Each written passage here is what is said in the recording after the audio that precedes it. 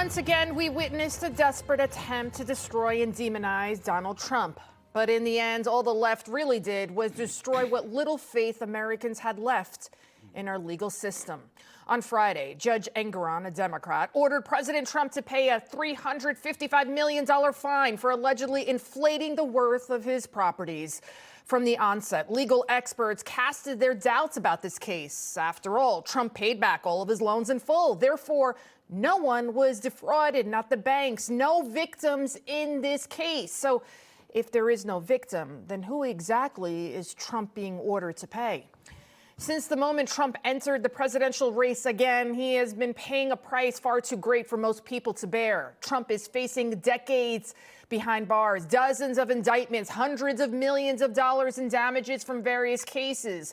And it won't stop until they're somehow able to stop him. If I weren't running, none of this stuff would have ever happened. None of these lawsuits would have ever happened. Nothing would. I would have had a nice life. But I enjoy this life for a different reason. We're going to make America great again. These are corrupt people. These are people that shouldn't be allowed to do the things they do.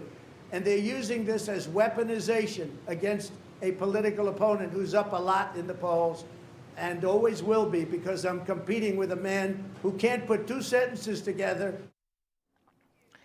And speaking of those polls, one Quinnipiac University poll found that more than 60% of Americans polled said they thought charges against Trump were politically motivated.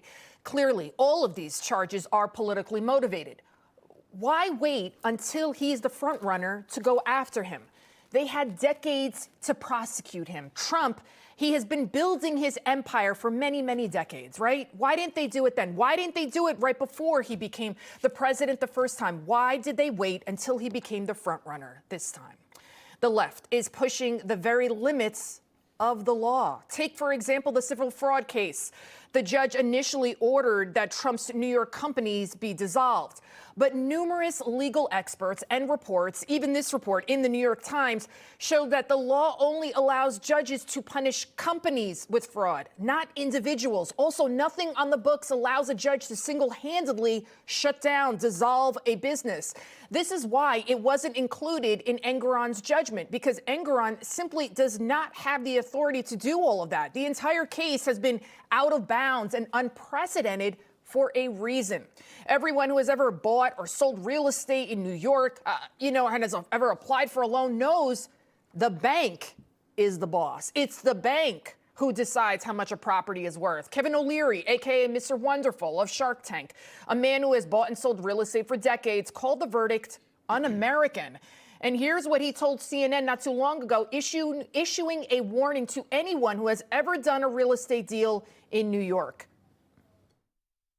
Forget about Trump. Every single real estate developer everywhere on earth does this. They always talk about their asset being worth a lot, and the bank says no. And that's just the way it is. So in this case, when I'm trying to figure out, and I'm not pro or con, or I don't care about the politics, who lost money? Nobody. The bank got paid back the construction finance loan, and a new building was built. And if you're going to sue this case and win, you got to sue every real estate developer everywhere. This is all they do. This is what they do all day long, every day. So I don't think this thing will ever survive appeal, regardless of what the fine is. This doesn't even make sense.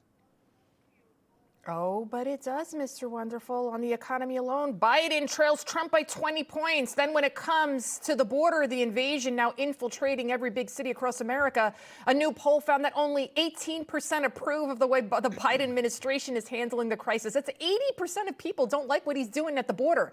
So it actually makes a lot of sense, perfect sense, that the swamp would go after Biden's main political opponent any way they can.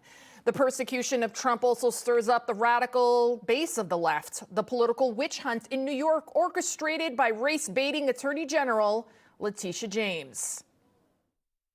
Too male, too pale, and too stale. Too male, too pale, and too stale. Too male, too pale, too stale. And we will not go away silently.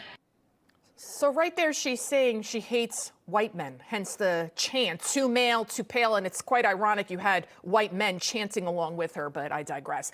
Can you imagine if the reverse happens up at that podium, if it was a white man saying that about black women? I mean, it's outrageous. Tish James not only said the quiet part out loud that she hates men, hates white men specifically, she campaigned on getting Trump long before she even took one look at his financials.